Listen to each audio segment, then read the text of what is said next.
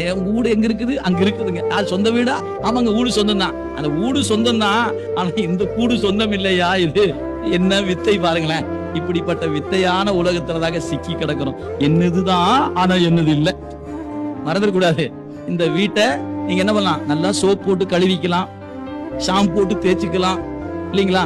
வகை வகையாக அழகுபடுத்திக் கொள்ளலாம், தப்பு இல்லை. ஆனா இது உங்களுக்கு சொந்தமானது அல்ல. ஏன்? ஒரு நாள் சாமி கும்பிட்டு விட்டுட்டு போயிடும். தரமாட்டேன்னு சொன்னீங்கன்னா புல்டோசர் கொண்டு இடிக்கிற மாதிரி தான். காலன் வந்து நின்று என்ன பண்ணுவான்? நீ கொடுக்குற மாதிரி தெரியல, நானே எடுத்துட்டு போயிடுவான். சோ நாம எல்லாரும் ஒரு நாளைக்கு இந்த கூட்டம் விட்டுட்டு போய்த்தாங்க ஆகணும்.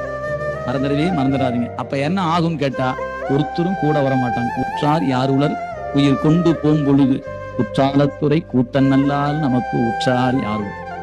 எந்த தாயும் வரமாட்டாங்க, எந்த தந்தையும் வரமாட்டாங்க, எந்த நண்பரும் வரமாட்டாங்க, யாரும் வரமாட்டாங்க. எத்தாயர் எத்தந்தை எச்சுற்றத்தார் எம்மாடு சும்மாடுதான்.